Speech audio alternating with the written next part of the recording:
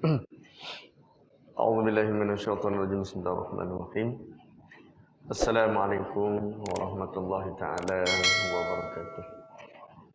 Alhamdulillah rabbil alamin wassalatu wassalamu ala rasulillahil amin wa ala alihi wa sahbihi ajma'in. Subhanaka la ilma lana illa ma 'allamtana innaka antal alimul hakim. Rabbi shrah li sadri wa yassir li amri wa hlul 'uqdatam min lisani yafqahu qawli bi rahmatika ya arhamar rahimin. Qala Allah subhanahu wa ta'ala a'udzu billahi minasyaitonir rajim wa lanudhiqannahum minal 'adzabil adna dunal 'adzabil akbar la'allahum yarji'un. Shadaqallahul azim. Yang saya hormati pengurusi dan seluruh ahli jabatan kuasa, seterusnya para imam, para bilal, para petugas, seterusnya juga tuan-tuan, puan-puan, muslimin dan muslimat yang saya hormati lagi ingati sekalian. Alhamdulillah, syukur kita kehadrat Allah Subhanahu wa taala. Pada tengah hari yang mulia dan mudah-mudahan sentiasa dirahmati dan diberkati Allah Subhanahu wa taala. Sama-sama kita dapat lagi menjalani kehidupan kita dengan baik untuk kesekiannya pada hari ini. Alhamdulillah diberikan umur yang masih lagi dipanjangkan, diberikan kemudahan di dalam apa jua yang kita lakukan, diberikan ketenangan, keamanan, dan yang paling mustahak Allah Subhanahu wa taala memelihara akan iman, akan Islam. Moga-moga kita dapat melaksanakan semua amanah perintah yang merupakan tanggungjawab kita kepada Allah Subhanahu wa taala. Muslimin dan muslimat yang saya hormati lagi kasih sekalian. Jadi alhamdulillah syukur pada Allah taala juga pada tengah hari ini insya-Allah sama-sama kita dapat menyambung lagi membaca kitab kita ni, iaitu kitab Al-Aqidatus Salafiyah ataupun perisai bagi sekalian mukallaf. Jadi insya-Allah pada tengah hari ini kita akan menyambung bacaan kita ini, membaca kitab kita pada muka surat 87. Muka surat 87 iaitu daripada matan ataupun teks yang ke-24. Yang ke-24. Cuba je ya. Itu dia. Wa qala al-musannif rahimahullahu subhanahu wa ta'ala, telah berkata oleh musannif rahmat Allah taala ke atasnya, yahdi man yasha wa ya'simu wa yu'afi fadlah wa yudhillu man yasha wa yakhdhulu wa yabtali adla. Itu kita baca hari ini, insya-Allah sebagai perbincangan kita tengah hari ini. Baik. Yahdi man yasha wa yaqsimu wa yu'afi fadla wa yudhillu man yasha wa yakhdhulu wa yabtali adla. Baik. Terjemahannya, menunjuki ia akan mereka yang menghendaki ia akan dia. Yahdi man yasha maknanya memberi hidayah ia. Memberi hidayah ia man yasha kepada sesiapa sahaja yang menghendaki ia. Maknanya Allah Subhanahu wa taala yang memberi hidayah. Hidayah ni bahasa Arab. Kalau dalam bahasa kita panggil, kita sebut petunjuklah.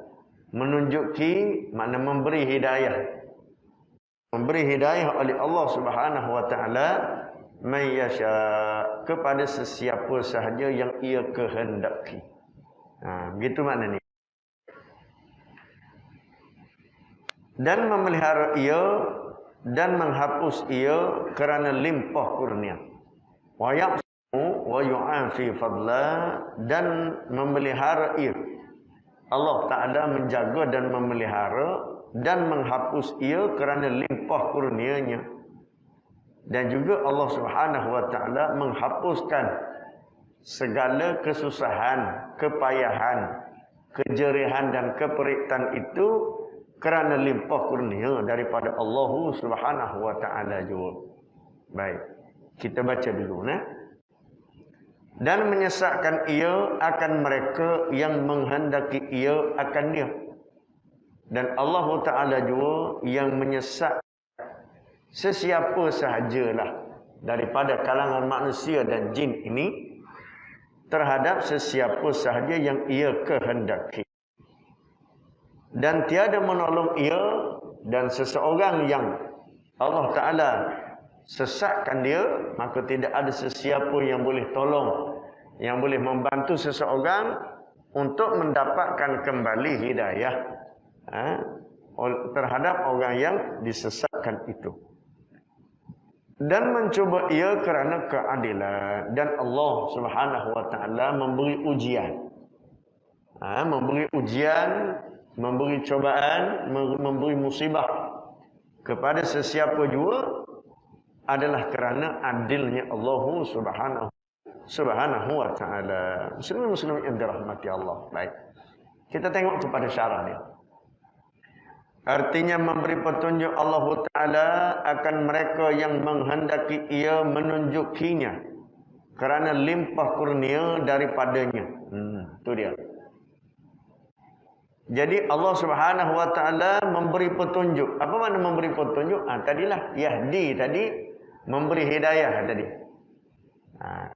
Yahdi, hidayah bahasa Arab. Petunjuk dalam bahasa Melayu kita. Petunjuk. Maknanya Allah Ta'ala tunjuk jalan. Tunjuk jalan macam mana? Tunjuk jalan supaya kita dapat menerima kebenaran. Itulah jalannya. Jalan menerima kebenaran daripada Allah Subhanahu Wa Ta'ala. Maknanya ada orang yang Allah Ta'ala nak beri jalan yang benar kepada dia, jalan kehidupan yang benar. Macam mana jalan kehidupan yang benar? Seperti contoh, menyembah Allah Subhanahu Wa Ta'ala. Beriman kepada Allah Subhanahu Wa Ta'ala, bukan beriman kepada Tuhan mana-mana Tuhan yang lain selain daripada Allah Subhanahu Wa Ta'ala. Itu makna dia. Beriman kepada Al-Quran. Beriman kepada kitab-kitab yang diberikan oleh Allah Subhanahu Wa Ta'ala. Bukan kitab-kitab yang diselewengkan oleh manusia atau sesiapa juga. Ini makna dia. Kalau beramal dan beribadat kepada Allah Subhanahu Wa Ta'ala, contohnya solat, sembahyang. Dalam agama apa pun ada sembahyangnya. Masing-masing ada sembahyang belaka kan. Tetapi sembahyang yang manakah yang diterima dan dikehendaki oleh Allah Subhanahu Wa Ta'ala sebagai perintah dia? Sembahyang yang diberikan kepada para nabi dan para rasul, khususnya Nabi kita Muhammad sallallahu alaihi wasallam. Ini yang disebut memberi petunjuk Allah Ta'ala akan mereka yang menghendaki. Sesiapalah yang dia hendak. Allah Ta'ala tidak pernah mengambil kira. Tak pernah kira lah. Nak bagi hidayah ni dekat orang mana? Nak bagi dekat orang Amerika ke? Nak bagi dekat orang Jepun ke? Nak bagi dekat orang Australia ke? Orang Rusia ke? Allah Ta'ala tidak pernah mengira. Sebab semuanya adalah makhluk yang diciptakan olehnya dan terpulanglah kepada Allah Ta'ala kerana semuanya adalah merupakan hamba dan makhluk Allah Ta'ala. Jadi terpulang kepada dia, kepada siapa sahaja yang Allah Ta'ala nak berikan hidayah tersebut. Baik. Yang keduanya, Allah Ta'ala juga tidak pernah memilih. Nak bagi ke orang kaya ke, orang miskin saja ke, nak bagi pada orang bandar ke, nak bagi ke orang kampung ke, nak bagi orang yang berjawatan tinggi aja ke nak bagi orang yang berjawatan rendah, yang tak ada jawatan. Artinya memberi petunjuk Allah Ta'ala akan mereka yang menghendaki ia menunjukinya. Allah Ta'ala tak pilih siapa-siapa dia nak bagi, dia beri. Dia tak nak bagi, dia tidak akan beri. Contoh yang berlaku kepada baginda Nabi kita Muhammad sallallahu alaihi wasallam. Bagaimana Nabi sallallahu alaihi wasallam berdoa bukan main tu dengan Allah Ta'ala supaya Allah Ta'ala berikan hidayah kepada bapa saudara dia Abu Talib. Alih-alih Allah Ta'ala tidak beri juga kan. Itulah makna dia. Jadi atas perkenan dan kemahuan Allah Ta'ala nak beri pada sesiapa. Sebab tu hidayah ni milik Allah Ta'ala. Kita ni hanya berusaha aja nak dapat hidayah ataupun tidak, itu merupakan milik Allah Subhanahu Wa Ta'ala. Baik. Saya terpaksa buka sikit hidung saya ni sebab pakai cermin mata. Bila udara panas hidung kan, dia jadi kelabu. Minta maaf ya. Baik. Okey. Menunjukinya kerana limpah kurnia daripadanya. Baik. Allah Subhanahu Wa Ta'ala berikan hidayah kepada sesiapa yang ia kehendaki adalah kerana limpah kurnia daripada Allah Subhanahu Wa Ta'ala. Muslimin yang dirahmati Allah, bila kita sebut limpah kurnia, limpah kurnia ni nak beri dia beri, kalau tak nak beri dia tak akan beri, kerana ia merupakan pemberian daripada Allah Subhanahu Wa Ta'ala. Bukan wajib. Bukan wajib. Bukan kata kenapa Allah Ta'ala tak beri hidayah dekat saya. Kenapa orang tu saja Allah Ta'ala beri hidayah? Kan kita bila berada di hari akhirat kelak, bila masuk neraka, manusia akan tanya pada Allah Ta'ala, ya Allah, masa duduk di dunia dulu, orang yang masuk surga tu kamu beri hidayah ke dia. Kenapa kami yang masuk neraka ni, kenapa kamu tak beri hidayah? Sama seperti kamu beri hidayah kepada mereka. Dan ada juga soalan tu. Lalu apa jawab Allah Subhanahu Wa Ta'ala? Angkah kamu dulu aku hantar ke satu dunia. Satu dunia je. Ke kamu duduk planet lain? Dah duduk di dunia juga. Habis kenapa mereka boleh mendapat hidayah sedangkan kamu tak boleh mendapat hidayah? Sebenarnya bila Allah Subhanahu Wa Ta'ala buat kita letak atas muka dunia ni, Allah Ta'ala beri kemudahan yang sama. Allah Ta'ala beri kemudahan yang sama, cara hidup yang sama, cara berfikir yang sama. Beri harta yang sama.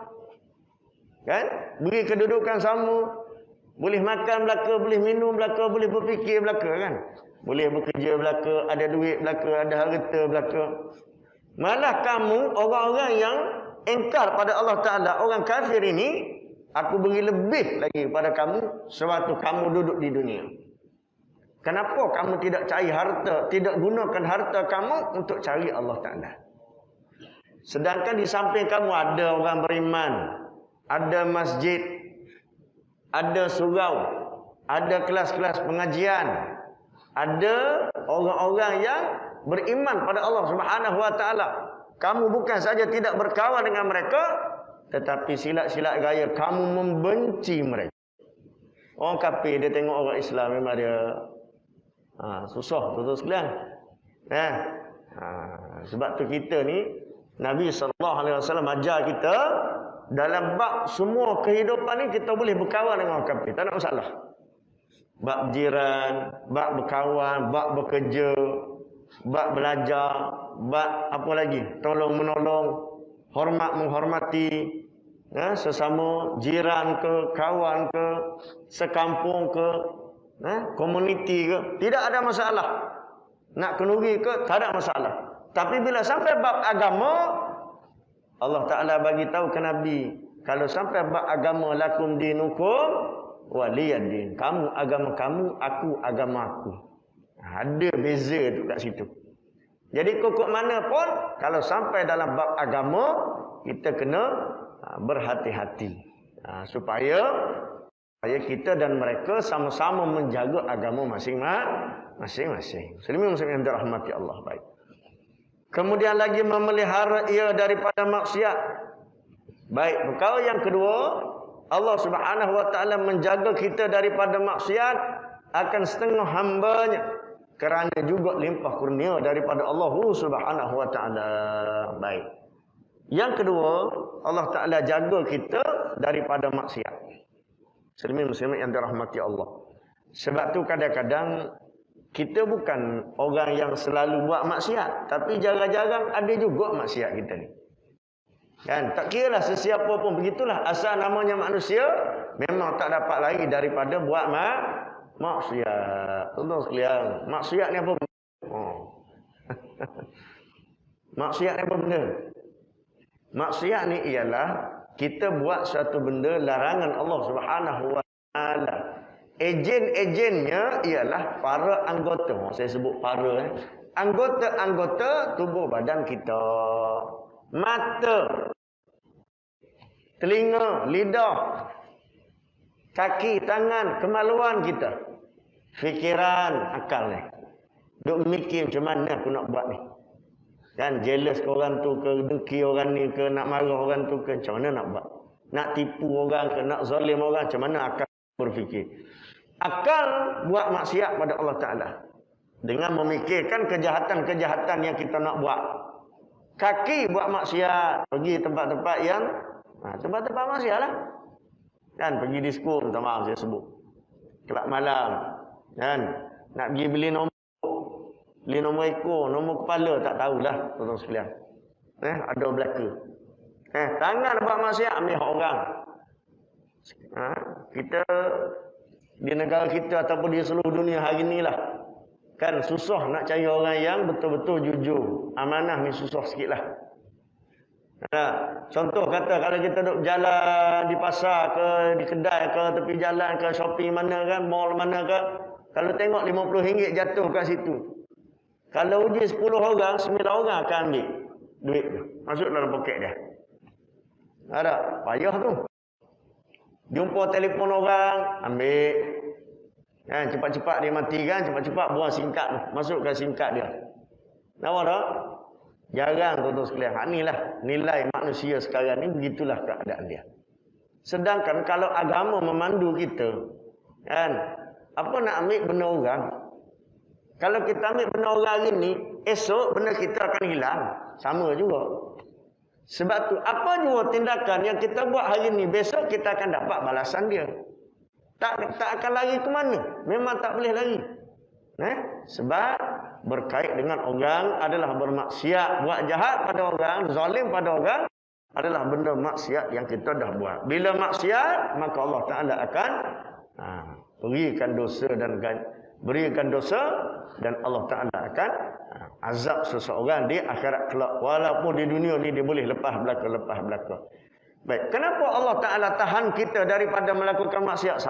Alhamdulillah lah, sepanjang hidup saya, Ustaz, saya tak pernah zina. Alhamdulillah. Saya tak pernah minum arak. Saya tak pernah judi. Saya tak pernah dedahkan aurat saya. Saya Alhamdulillah Ustaz, setakat hari ni saya boleh jagalah lidah saya ni. Lidah lah paling mudah kali nak kita nak buat dosa pun lidah lah. Benda ringan, free of charge, tak ada siapa kena bayar, kena tol, tak ada. Tak payah ambil insurans. Nampak tak? Mudah. Tapi itulah bahana yang paling besar, lidah kita. Kenapa begitu? Kerana dikurniakan oleh Allah Subhanahu Wa Taala juga pemberian daripada Allah Taala. Baik. Sebab tu ada orang hari-hari dia terlepas boleh buat maksiat dia pada Allah Ta'ala. Ada orang Allah Ta'ala jaga. Okey, yang kedua. Seterusnya, dan menghapuskan ia akan penyakit dan kejahatan daripada sesetengah hambanya kerana limpah kurnianya juga. Baik. Yang ketiga, Allah Subhanahu Wa Ta'ala menghapuskan penyakit. Menghapuskan penyakit ni maknanya Allah Ta'ala buang penyakit yang kita tengah alami itu. Mungkin sekarang ni kita sedang sakit. Sedang sakit. Seminggu, 2 minggu masuk urat dan sebagainya. Allahu Akbar. Kawan-kawan saya sendiri tuan-tuan sekalian yang kena COVID kan. Itulah. Ada tahap 1, ada tahap 2, ada tahap 3, tahap 4, tahap 5. Yang tahap 5 tu ramai jugalah. Tahap 5 pergi ke tahap 6. Ada juga tahap 6. Biasanya kita tahu tahap 5 je kan. Ditidurkan. Tahap 6 apa dia? Tahap 6 memang tidur terus. Lebih kurang gitulah kan. Kawan-kawan kita juga kan. Usia lebih kurang kita je pun. Cuma dia ada kompilasi sakit-sakit dalaman jantung dan sebagainya. Tu kalau tak sakit tak tahu. Kalau tak kena COVID ni tak tahu. Bila kena barulah tahu. Yang orang kata apa, organ dalaman kita tu sebenarnya banyak yang telah sakit. Baik. Dan ada daripada kalangan manusia Allah Ta'ala beri sihat. Demam sihat, sakit sihat, masuk urat kejap, balik rumah balik. Kan? Sehat baik. Maknanya mendapat kesihatan itu juga merupakan limpah kurnia daripada Allah Subhanahu wa taala. Limpah kurnia Allah taala. Mana Allah taala beri dengan sebab kasih dan sayang Allah Subhanahu wa taala, Allah taala beri. Boleh tak kalau Allah taala nak Allah taala nak matikan terus pun boleh, nak bagi sihat pun boleh, nak bagi sakit pun boleh, tak nak bagi sihat pun boleh. Nak bagi kena penyakit pun boleh, tak nak bagi kena penyakit pun boleh. Semuanya bergantung kepada Allah Subhanahu wa taala, bergantung pada kehendak dia aja. Nah, habis kita ni macam mana? Kita ni hanya penerima. Allah taala bagi sakit, terimalah, kan? Siapa yang sabar semasa Allah taala bagi penyakit dan musibah ke dia, maka pahalanya adalah teramat besar. Muslimin yang dirahmati Allah sekalian. Baik. Dan menyesatkan ia akan mereka yang menghendaki ia akan sesatnya. Dan ada juga Allah Subhanahu wa taala menyesatkan seseorang. Tadi Allah taala beri hidayah. Hidayah makna beri petunjuk, beri jalan, boleh nampak macam mana nak selesai, macam mana nak buat. Tapi ada juga yang Allah Subhanahu wa taala sesatkan dia. Sesat ni makna tuan-tuan sekalian, maknanya tidak berjumpa, tidak bertemu dengan jalan yang Allah Ta'ala kehendaki. Allah Ta'ala nak begitu, nak macam mana? Nak buat begitu, nak macam mana? Kita ni, Allah Ta'ala nak bagi syurga, masuk syurga pun dengan rahmat dia. Bukanlah dengan solat kita tu, bukanlah dengan puasa kita tu, zakat kita tu, belajar menuntut ilmu kita tu. Tetapi hendaklah kita belajar biar dapat berkat, biar dapat rahmat. Kena buat amal ibadat, kena solat biar dapat rahmat. Belajar menuntut ilmu biar dapat rahmat. Tapi tidak semestinya yang kita belajar itulah, yang kita ibadatkan itu, yang kita solat tu, yang kita baca Quran tu, yang kita zikir tu, itulah yang membawa kita ke surga.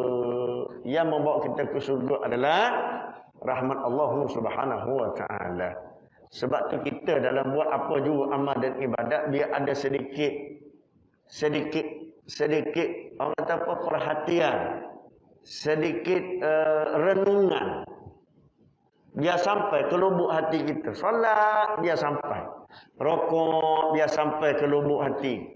Sujud biar sampai ke lubuk hati. Makna kita sedang sujud pada Allah Ta'ala. Kita sedang rukuk pada Allah Ta'ala. Sedang solat, kan, menghadap Allah Subhanahu wa taala. Kita sedang tahiyat, kita sedang duduk di hadapan Allah Subhanahu wa taala. Biadalah sikit tuan-tuan sekalian. Baik. Guru saya pernah menyebut, dia kata kalau nak khusyuk, memang kita solat kita ni susah nak khusyuk tuan-tuan sekalian. Sebab kita ni urusan di luar tu banyak sangat. Jadi nak bila masa solat kita berkadang-kadang terbayang benda-benda hak di luaran ni. Nak buat masuk ke dalam tu rasa teramat susah dan payah sebenarnya. Tapi bagaimana nak khusyuk? Di antaranya dia kata sebelum daripada angkat takbiratul ihram, minta dengan Allah Ta'ala, ya Allah, solat ni aku nak minta khusyuk lah, solat sekali ni. Maknanya solat yang aku nak buat kali ni minta tolong khusyuk lah, ya Allah. Dan nampak tak? Tiap-tiap kali nak solat, begitulah permintaan. Mudah-mudahan Allah Ta'ala beri khusyuk dalam solat. Iktidal. Nak ingat yang tu, nak konsentrate yang tu, itulah khusyuk dia. Nampak tak? Bukan baik. Itu juga ujian dari Allah. Dan sama ada kita dapat benda yang tidak baik, musibah, itu juga ujian daripada Allah Subhanahu wa taala. Terkadang kita hanya nampak benda yang musibah saja ujian. Banjir, musibah. Inilah ujian. Kan, miskin, inilah musibah. Kan, kebakaran, inilah musibah, ujian daripada Allah Taala. Nampak tak? Kemalangan, aksiden tu. Kita nampak, inilah dia musibah, ujian daripada Allah Taala. Nampak tak? Terjatuh, tersadung, demam, sakit, kena penyakit, kan? Hilang duit, macam-macam lah. Yang kita sebut satu benda yang buruk berlaku pada kita, biasanya manusia akan nampak itulah musibahnya, ujiannya, cobaannya. Tetapi sebenarnya sesuatu yang baik yang kita dapat itu pun merupakan ujian daripada Allah Subhanahu wa taala. Hari ini kita dapat gaji, alhamdulillah. Berapa gaji kita? 15,000. Tuan-tuan sekalian, syukur tak? Syukur. Adakah kita anggap itu musibah? Adakah kita anggap itu ujian? Biasanya tak. Alhamdulillah dapat rezeki. Tuan-tuan sekalian, duit yang kita dapat tu Allah Taala akan tanya di hari akhirat kelak. Aku bagi kamu harta, duit ke, kenderaan ke, rumah ke, tanah ke, apa benda lah yang berkait dengan harta benda, termasuk duit kita, Allah Ta'ala akan tanya, kamu ambil daripada mana, kamu buat apa? Bukan kata dapat 15,000, ikut kita, ikut akulah nak beli apa pun. Kan? Beli kereta, Allah Ta'ala akan tanya, kamu beli kereta ambil duit di mana, kamu buat apa kereta tu? Kan bila kita dibangkit, sebelum daripada kita berambat ke padang mahsyar, kan kita akan ditanya 5 perkara. Nabi SAW kata, tidak berganjak telapak kaki seorang hamba, kecuali akan ditanya 5 perkara. Sakit je, musibah. Sakit je. Kan? Kita dapat penyakit sakit ni. Oh inilah. Kan? Ujian yang besar daripada Allah Ta'ala. Cobaan yang besar. Musibah besar. Sedangkan Allah Ta'ala akan tanya. Dia beri sehat, dia akan tanya. Sehat kamu tu kamu buat apa? Sehat kamu tu kamu buat apa? Buat apa masa sehat? Allah Ta'ala beri muda. Kan? Muda. Zaman muda. Kan? Allah Ta'ala beri zamanmu muda. Allah Ta'ala akan tanya. Zaman muda kamu buat apa? Kan? Diberi masa senang. Masa senang lah. Semua cukup. Rumah dah ada, kereta dah ada, jawatan dah ada. Nak pencen lambat lagi kot. Dan anak-anak dah berjaya. Semuanya okey dah. Kita maknanya itulah tahap terbaik dalam kehidupan seseorang. Rumah kita pun besar kan, lapang. Maknanya Allah Ta'ala akan tanya, waktu senang kamu buat apa?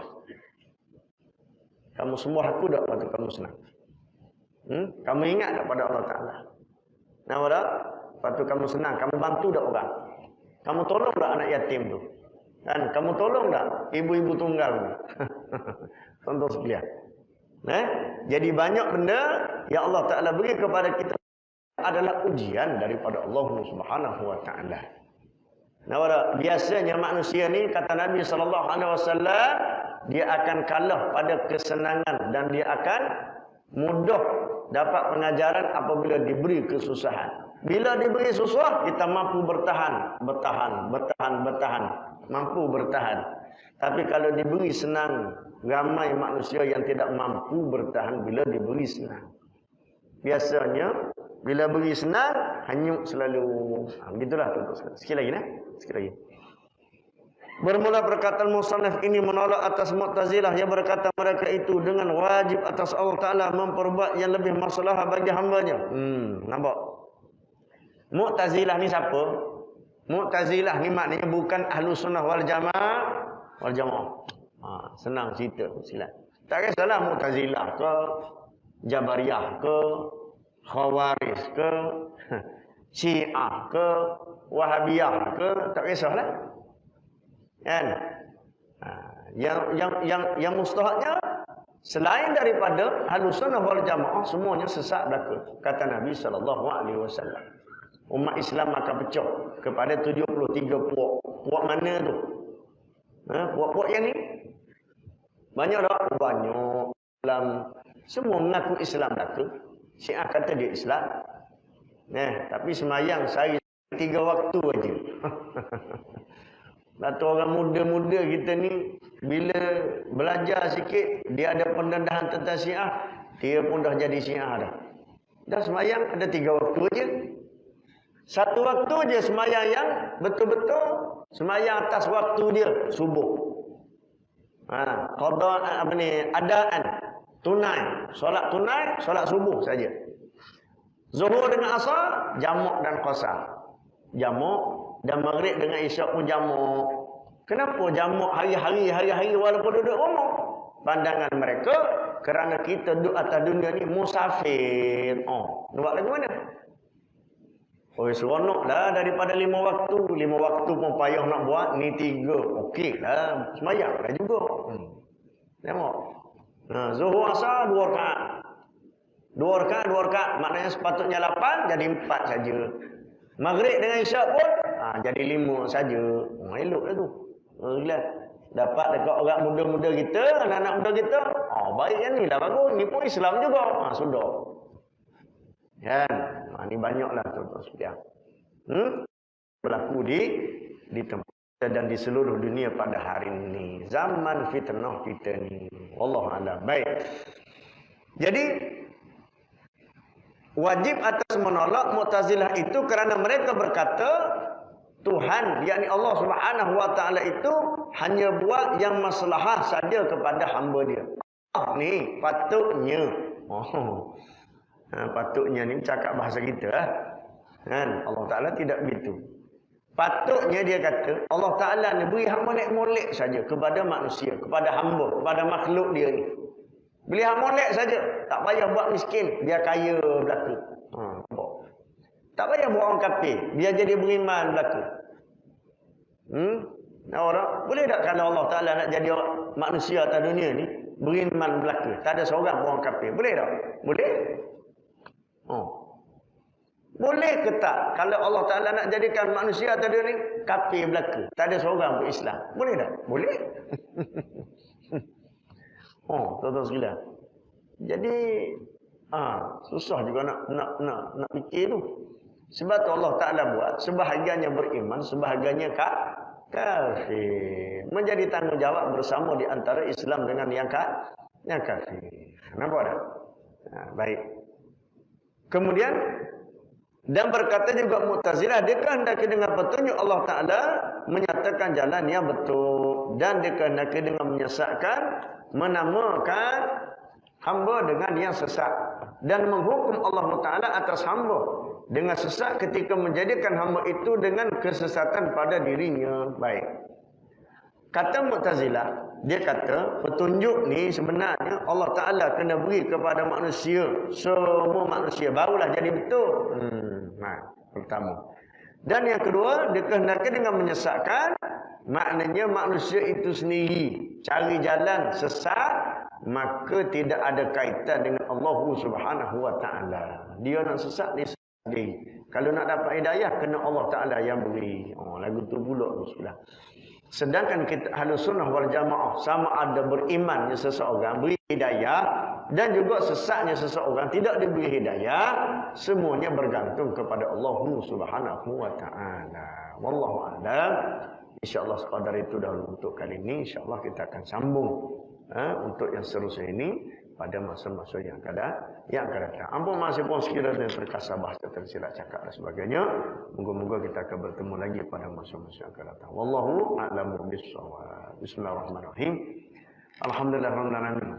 Assalamu ala asyrafil anbiya wal mursalin wa ala alihi washabihi ajmain. Allahumma inna na'udzubika minal ilmi la yanfa'u wa min la yas'amna salatu wassalamu ala istajab. Rabbana atina fid dunya hasanatan wa fil akhirati hasanatan wa qina adzabannar. Sallallahu alaihi wasallam Muhammad wa ala alihi washabihi ajmain. Walhamdulillahirabbil alamin. Taqabbalallahu minkum. Assalamualaikum warahmatullahi taala wabarakatuh dan terima kasih.